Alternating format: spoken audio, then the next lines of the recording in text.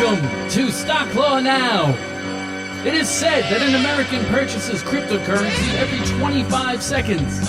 Man, that guy's got to get out more. For the rest of us, it could take years to understand all the ramifications of Bitcoin, or even how the New York City mayor's first paycheck decreased by 66%. And so, from the business end of a 2006 Nissan Murano, it's Crypto Madcap Fun World, the summer podcast from Stock Law Now.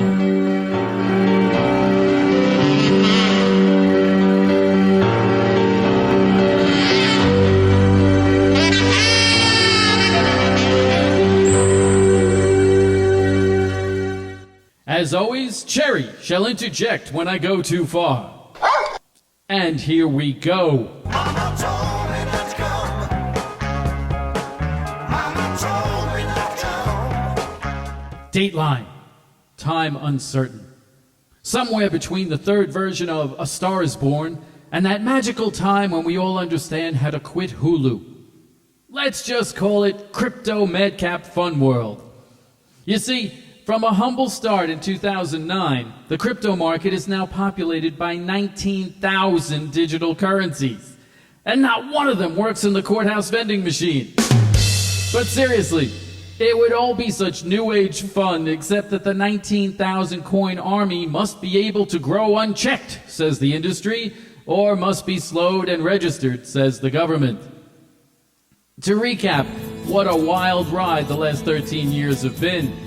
Bitcoin, the digital coin that originally was a reward for mining or a computer solving a series of complicated algorithms, quickly became a coin available for purchase on a worldwide secondary market.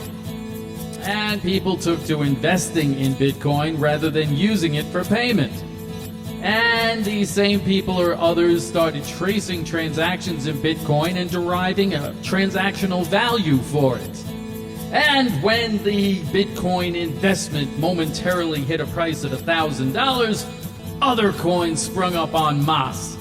And then about a year and a half ago, the biggest institutions on Wall Street gave all of this a thumbs up, and the prices really took off. Now perhaps as many as 30 to 50 million Americans are dabbling in alt currency. And the alt currency is being used as currency less than 5% of the time. Which means that millions of Americans are using crypto as a dream investment, another internet game, or simply a badge of social distinction. What is going on? Crypto is now easier to get than baby formula, and far cheaper than gas. It's as though rides that failed at Euro Disney are suddenly drawing competitive, violent crowds. It's as though Chuck E. Cheese kept the mouse and tokens but eliminated the games and prizes. All right. It gets worse. One Bitcoin mining operation in Texas is said to use as much energy as the city of Houston. The entire nation of El Salvador has seen its economy flounder because it made Bitcoin official tender. Meanwhile, the threat of ransomware attacks has forced companies completely unwilling to enter the fray to nonetheless purchase and hold crypto in case they have to pay off terrorists. More specifically, there is a digital coin named after a dog that Elon Musk promised he could manipulate and then publicly manipulated. And now there's a new genre of wrong called romance fraud, meaning your date needed you to send crypto for a plane ticket when she actually didn't or wasn't your date. No wonder the laudable British healthcare system now recognizes crypto addiction as a mental health condition. And worse, we all get shamed by celebrities like Matt Damon, who tells us to rush to new marketplaces for vaguely comprehensible digital assets. Damon's Favorite.com pictures the Wright brothers, reminding us that fortune favors the brave. Who knew that when Margot Robbie explained CDOs to us from a bubbly bathtub, we were at the height of rationality? Let's not lose our bearings here. Keep in mind that when it comes to crypto, there is no central exchange, no underlying assets, and no overseeing authority. Just worldwide fans and users cluttering the internet with opinions conveyed in market caps.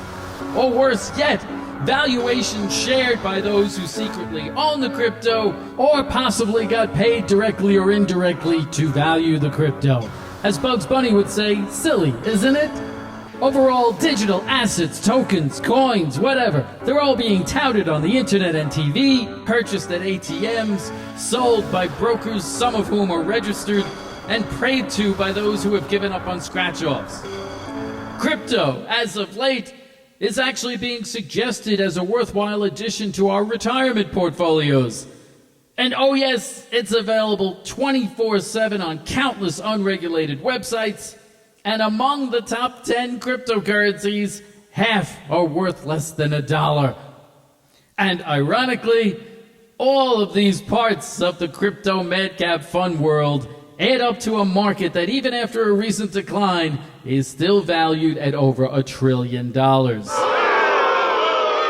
And the second most startling number tells us how many dealers, platforms, and quote exchanges unquote are selling crypto. Approximately 600. And these have wonderfully comforting names like Kraken and Tastyworks. And they are randomly categorized. The most troubled one, called Voyager, is, depending upon your search engine, a crypto lender, a digital asset brokerage, a crypto exchange, or that thing that almost reached Jupiter in 1979, or all four. And some of these marketplaces operate with a certain degree of transparency, while many appear to emanate from a laptop in a shed in Slovenia. The result of all this malarkey? As of July 2022, a sharp decline has triggered a crypto winter. Crypto funds and exchanges have halted withdrawals, and believe it or not, the nation's top banking regulator has had to warn banks and their counterparties, stop saying any of this is guaranteed by the FDIC. Let me explain that last one. The biggest development this year came just weeks ago, when New York City bankruptcy courts started hosting people who operated crypto rewarding platforms. It seems that these crypto lenders encouraged investors to let them hold their crypto in digital wallets, while intending all the time to treat the currency as their own asset. One such lender went bankrupt to the tune of $1.2 billion, while another is in the hole for $650 million owed to 100,000 creditors. They both blame a crypto fund that went from $10 billion to zero, regardless of precise cause. Their bankruptcy proceeds on their keeping investor crypto, and their defense rests on customer agreements referencing the medieval concept of bailment. Any law student can tell you that's the legal doctrine most often used when your dry cleaners asserts ownership over your slacks. As we contemplate this unbearable lightness of being in the crypto madcap fun world, please join me in traveling back to a calmer time, when hipster artist Bob Ross could create a soothing natural panorama with just a few well-placed strokes. Okay, now let's make a few reliable trees. We'll start with, I don't know, maybe just a lonely old birch, perhaps with no friends. That's okay, flatten the brush and you can make 27 more of them. Now let's have some wild fun with sturdy hunter green. Whoops, I just made another 13 bushes, that's okay. It's what I call a happy accident. I tap the end of my brush to create a mist of happiness to blur the demons that come each night. Okay, that's enough soothing natural phenomena. Here's the thing. Governing this crypto madcap fun world, as lawyers like to say, is an absence of law. To begin, the term cryptocurrency itself may refer to Bitcoin or any of its subsequent imitators, including tokens, coins, and any digital assets serving as a form of exchange. That's not the critics speaking, that's in the prospectus of one of the few registered crypto exchanges. Accordingly, there is no statute nor federal regulation defining cryptocurrency, its issuers, its brokers, its intermediaries, its banks, its pricing, its custodians, its lenders, or its exchanges. The most meaningful guidance comes from regulatory fraud cases against people who, in filling these voids, seemingly went too far. Here's a primer on the relevant authorities. The Treasury Department refuses to recognize Bitcoin or any cryptocurrency as legal tender. The department's focus is on the transmitter regulations that target money laundering, which is still perhaps the greatest threat posed. Meanwhile, the IRS has stated for years that cryptocurrency is property, meaning that when it's sold, its profits or losses must be recognized. This position has become outdated because, although cryptocurrency is used as an investment most of the time, it can still be used as a payment system. Separately, the Department of Justice can occasionally bring criminal action based upon the securities and commodities laws or the mail and wire fraud statutes. These cases are limited by the lack of formal rulemaking at the SEC and CFTC. The DOJ did make news in late July by bringing its first criminal action for insider trading at a crypto exchange. That action relies upon a variety of statutes, some or all of which may ultimately apply. More specifically, the SEC and CFTC have made many speeches, but have not promulgated rules. Using broad interpretations of security, the SEC has admirably brought close to 100 disciplinary actions against would-be crypto issuers, dealers, and exchanges. Meanwhile, the CFTC has of late joined the crusade by asserting jurisdiction over entities issuing assets that could be called commodities. The crypto winter further has led the SEC to declare more things and platforms under their control, to the outspoken opposition of the crypto lobby. Meanwhile, the states have varied individual responses. Some states have opted for tax breaks to lure crypto startups to their region. New York stands alone in requiring all crypto sellers to purchase a bit license. That license proceeds on the difficult premise that New York has jurisdiction over anyone who sells crypto to New Yorkers. The requiring registration has attracted less than 40 takers, but does subject the registrants to admirable net capital and custody requirements. It is under these obligations that the Robinhood crypto unit was fined $30 million by New York regulators on August 1st. Finally, Congress, oh poor Congress, our federal legislature appears captivated by pro-crypto forces. In fact, the latest and most thorough and pending bill would subject not only crypto held by institutions to the law on bailments, but your securities and commodities as well. You know what that means? My grandfather in Brooklyn hid his dollars in a mattress, and my generation may have to hide their securities in mattresses. What progress!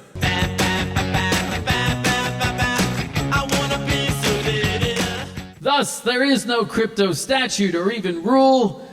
Fortunately for all, there's a treasure trove filled by scores of disciplinary cases that somewhat sets a framework, and still the airwaves are aflutter with advice that the SEC must not be entrusted with enforcing whatever law emerges. Worse yet, we are all being constantly hounded to dive right in and buy near-worthless digital coins in the hopes of becoming a Bitcoin millionaire. All of which is just good, clean pandemic fun, if it weren't for the fact that the government and the courts are asked to clean up when things go boom. As was mentioned earlier, the crypto lender bankruptcies of this summer revealed that the largely unregulated Web3 world often asserts ownership over whatever it holds. Further, these entities lend money and coins to each other recklessly. It's the same form of incestuous cross-referencing of balance sheets that spurred the Great Depression, only with numbers on steroids. And again, the weightiest bill in Congress in its current form blesses this crypto madcap fun world approach. Yeesh. Market circumstances being intolerable, and any applicable guidance either being enforced sporadically or rushed to a logical extreme, the legal conundrum for lawyers and law students could seem maddening. Maddening, I say. In the words of Popeye, I can only stand so much, and then I can't stand no more. Cherry, you take over while I have some chamomile to calm down.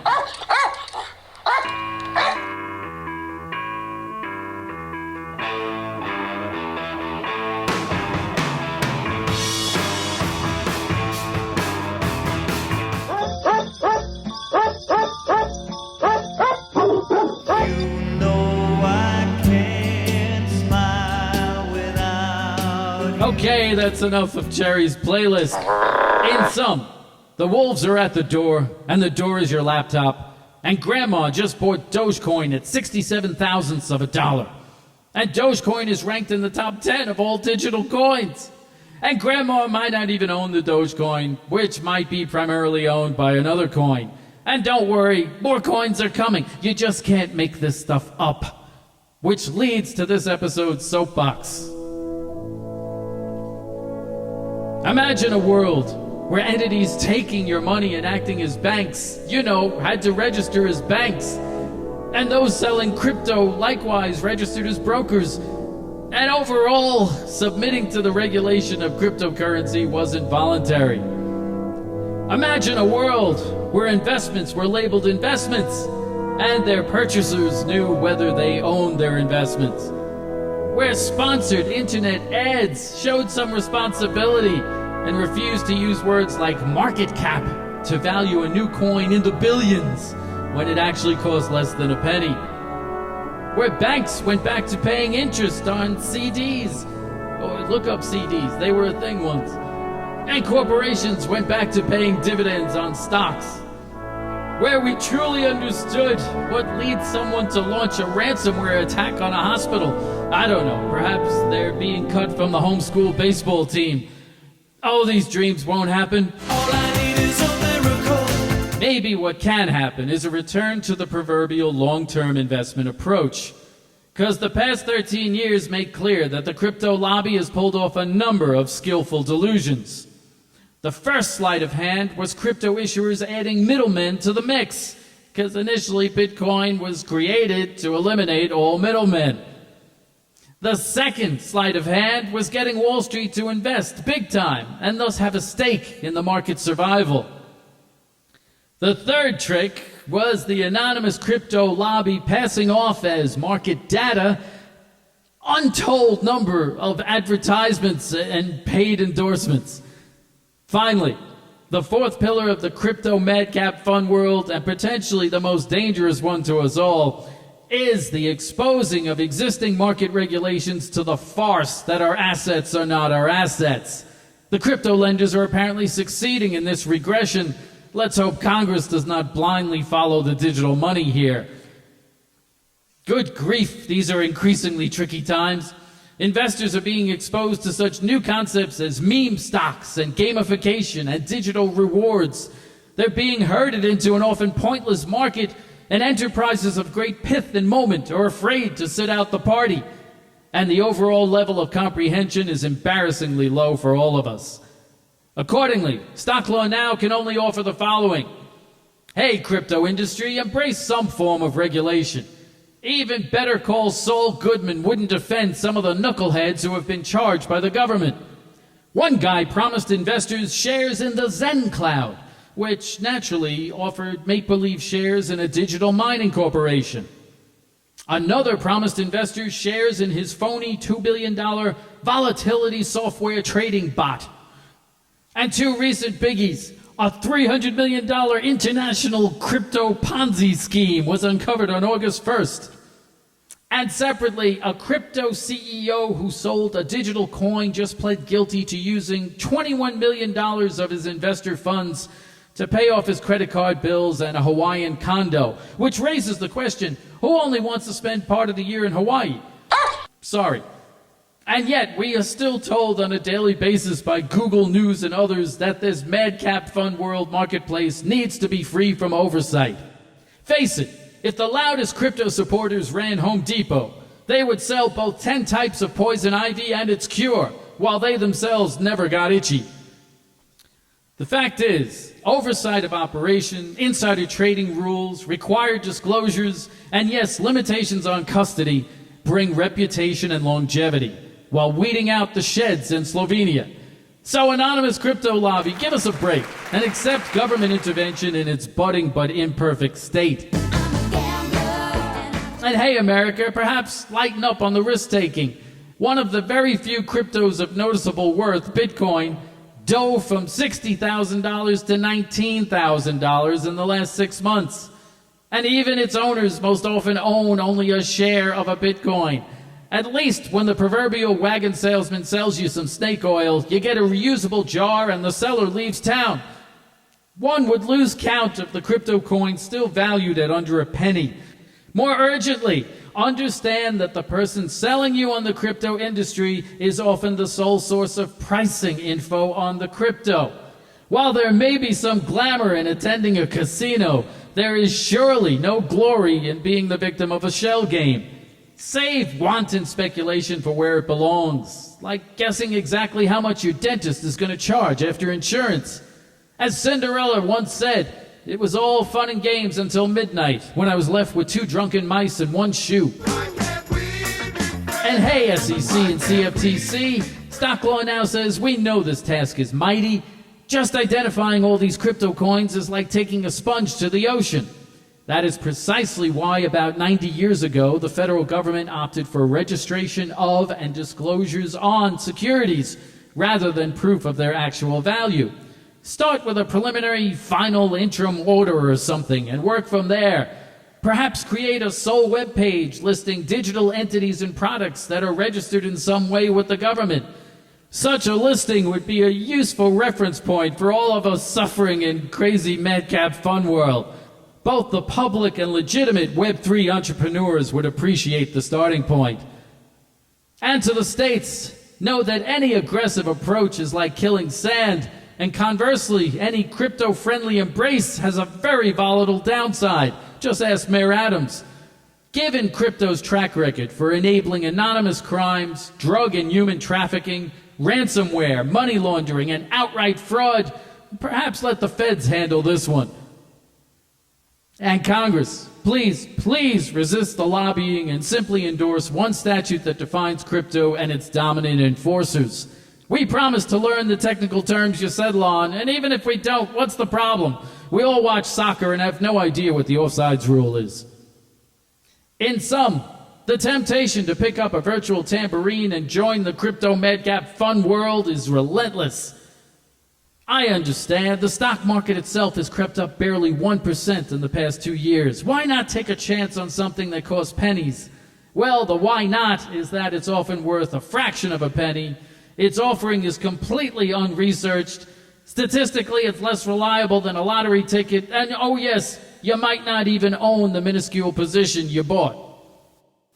Stock Law Now says that looking at the crazed status quo, the inscrutable list of products, the volatility, the conflicted pricing, the crimes that are opportuned, the tension of the never-ending trading day, the deceptive trading platforms, the misplaced or lost dollars, the predatory behavior, the crypto scams, the quiet attempts to undo all rules, and the regulatory inertia, there's one thing we can all agree on.